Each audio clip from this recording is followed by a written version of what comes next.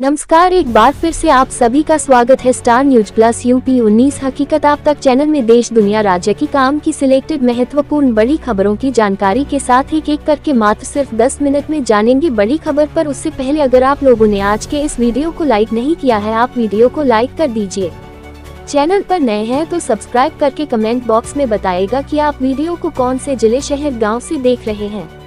आइए नजर करते हैं फटाफट बड़ी खबरों पर आपके अंदाज में।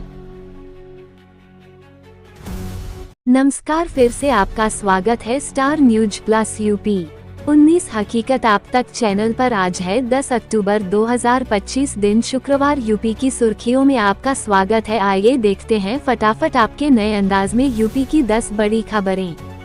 खबर फटाफट।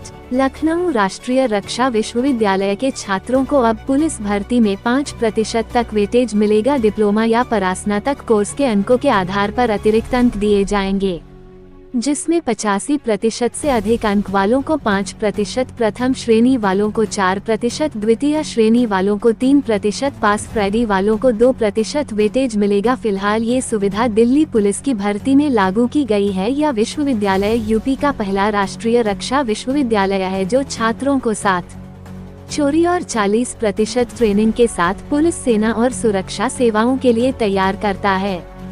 खबर फटाफट।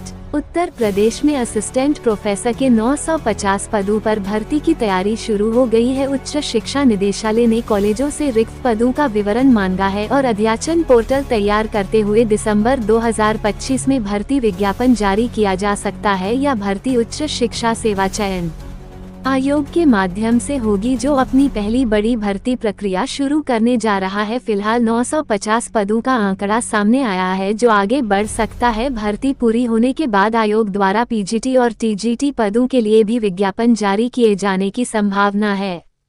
खबर फटाफट। उत्तर प्रदेश के युवाओं के लिए विदेश में नौकरी का बड़ा मौका आया है। यूएई और ओमान में 10,655 पदों पर भर्ती के लिए आवेदन शुरू हो चुके हैं। इच्छुक उम्मीदवार आधिकारिक वेबसाइट पर रजिस्ट्रेशन कर सकते हैं। यह भर्ती 14 से 15 अक्टूबर को गोरखपुर के मदन मोहन मालवीय प्रौद्योगिकी विश्वविद्यालय में आयोजित रोजगार महाकुंभ में होगी। पदों में कंस्ट्रक्शन वर्कर, ड्राइवर, सुपरवाइजर और हाल पर शामिल है। चयनित उम्मीदवारों को आकर्षक सैलरी के साथ फिर रहना और खाना मिलेगा। सेवायोजन विभाग ने युवाओं से अपील की है कि वे इस अवसर का लाभ जरूर उठाएं। खबर फटाफट।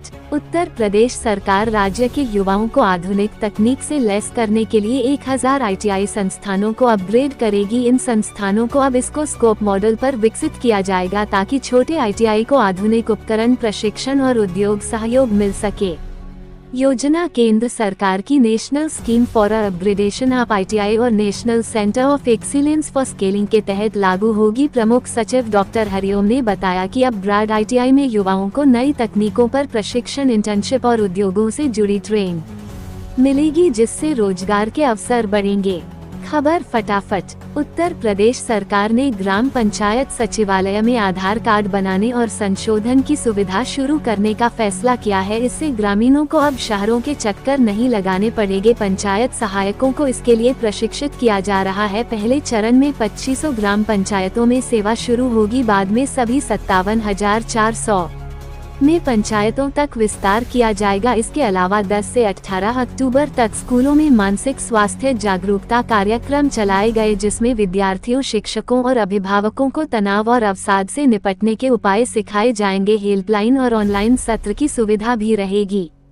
खबर फटाफट। भदोही के कालीन उद्योग को बड़ी राहत मिल सकती है। मुख्यमंत्री योगी आदित्यनाथ जल्द ही कालीन निर्यात पर सब्सिडी बनाने की घोषणा कर सकते। औद्योगिक विकास विभाग के लिए प्रस्ताव तैयार करने के निर्देश दिए गए हैं। संभावना है कि निर्यात पर 10 से 15% तक सब्सिडी दी जाए।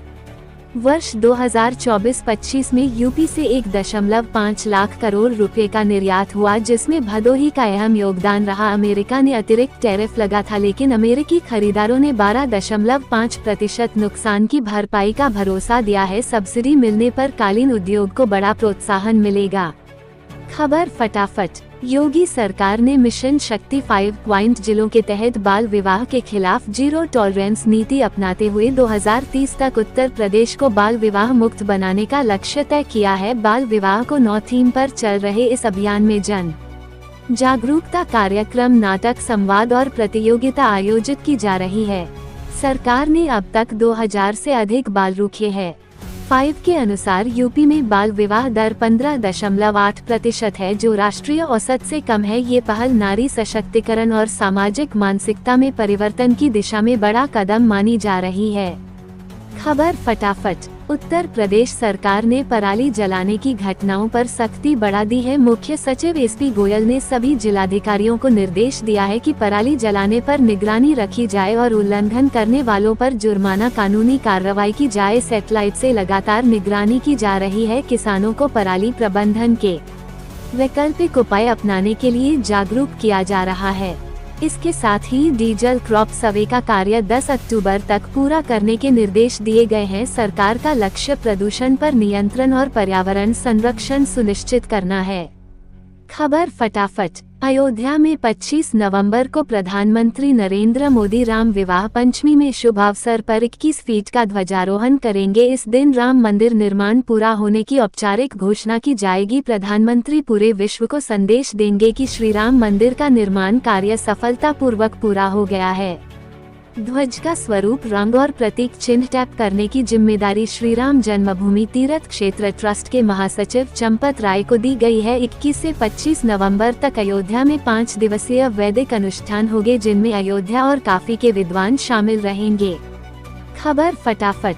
उत्तर प्रदेश में अवैध खनन पर रोक लगाने के लिए खनन बाद अब बीटल MS-11 प्रणाली लागू करने जा रहा है। इस नई व्यवस्था में फिजिकल ट्रांजिट पास की जगह कल पास जारी किया जाएगा, जो फास्टैग और QR कोड की तरह इस्तेमाल किया जा सकेगा। इससे फर्जी पाए आस और दोहराए गए परिवहन की पहचान तुरंत हो जाएगी। सचिव माला श्रीवास्तव ने बताया कि पास का कोड रैंडम रूप से बदलता रहेगा, जिससे दुरुपयोग असंभव होगा। GPS और मोबाइल ऐप के जरिए निगरानी बढ़ाई जाएगी। यह कदम खनन क्षेत्र में पारदर्शिता और राजस्व सुरक्षा सुनिश्चित करेगा।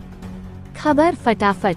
लखनऊ में बन रहा PM मित्र वस्त्र एवं परिधान पर पर्यावरण संरक्षण और रोजगार सृजन का बड़ा केंद्र बनने जा रहा है। 1000 एकड़ में बन रहे इस पार्क का 11% हिस्सा हरियाली के लिए समर्पित होगा, जबकि 55% भूमि पर औद्योगिक इकाइयां स्थापित होगी। लगभग 1680 करोड़ की लागत से तैयार हो रही इस परियोजना से 1 लाख से अधिक रोजगार सृजित होने की संभावना है। भारत में सौर ऊर्जा संयंत्र, वर्षा जल संचयन और ई-वेस्ट प्रबंधन जैसी पर्यावरण अनुकूल व्यवस्थाएं होगी। बेहतर कनेक्टिविटी के लिए 4 लेन मार्ग का निर्माण भी किया रहा है। खबर फटाफट। उत्तर प्रदेश में होने वाले MLC चुनाव के लिए समाजवादी पार्टी ने अपने उम्मीदवारों की सूची जारी कर दी है। सपा ने स्नातक क्षेत्र से डॉक्टर मान सिंह, आशुतोष सिन्हा और क्रांति से को प्रत्याशी बनाया है। वहीं शिक्षक निर्वाचन क्षेत्र से लाल बिहारी यादव और कमलेश को टिकट मिला है। वह क्या? निर्वाचन अधिकारी नवदीप रिंवा ने मतदाताओं की सुविधा के लिए नए दिशा निर्देश भी जारी किए हैं। अब मतदान केंद्र 16 किलोमीटर से अधिक दूर नहीं होंगे और ऑनलाइन रजिस्ट्रेशन की सुविधा भी शुरू की गई है। चुनाव की तैयारी गति से चल रही है। खबर फटाफट। लखनऊ में बसपा रैली के दौरान मायावती ने समाजवादी पार्टी पर जमकर हमला बोला। उन्होंने योगी सरकार की तारीफ की। उन्होंने कहा कि काशीराम स्मारकों की देखभाल के लिए टिकट से मिलने वाले पैसे को सपा सरकार ने रोक लगा दिया था, लेकिन मौजूदा बीजेपी सरकार ने उसे रख रखाव में लगाने का आश्वासन दिया। इसके लिए मैं आभारी है। मायावती ने अखिलेश यादव से सवाल किया कि सपा ने काशीराम के नाम पर बने कासगंज जिले का नाम क्यों बदला। उन्होंने कहा कि सपा सत्ता में रहते काशीराम और PDF को भूल जाती है। ऐसे दोगले लोगों से सावधान रहना चाहिए। खबर फटाफट।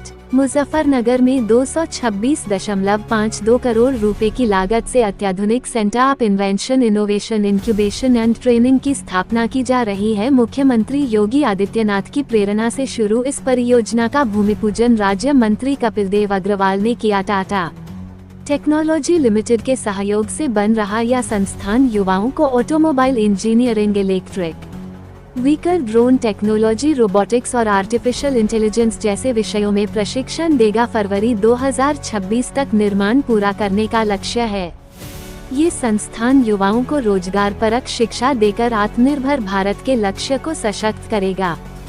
खबर फटाफट। उत्तर प्रदेश में 10 अक्टूबर को मौसम पूरी तरह साफ और सुखद रहेगा। मौसम विभाग लखनऊ के अनुसार प्रदेश के सभी जिलों को ग्रीन जोन में रखा गया है, यानी आज बारिश की संभावना नहीं है। तापमान में धीरे धीरे गिरावट आएगी, जिससे सुबह और शाम के समय वातावरण ठंडा और आरामदायक रहेगा। दिन के समय हल्की गर्मी रहेगी, लेकिन उमस कम महसूस होगी। नागरिकों को सलाह दी गई है कि वे मौसम की जानकारी अपडेट रखते हुए उचित सुरक्षा और स्वास्थ्य उपाय अपनाएं। मौसम साफ होने से बाहर के काम और यात्रा में आसानी रहेगी। ये थी आज की 10 फटाफट खबरें स्टार न्यूज प्लस यूपी 19 हकीकत आप तक चैनल पर रोजाना लगातार ताज़ा खबरें पाने के लिए चैनल को सब्सक्राइब करना ना भूले, ताकि हर अपडेट आपको मिलती रहे लगातार सबसे पहले।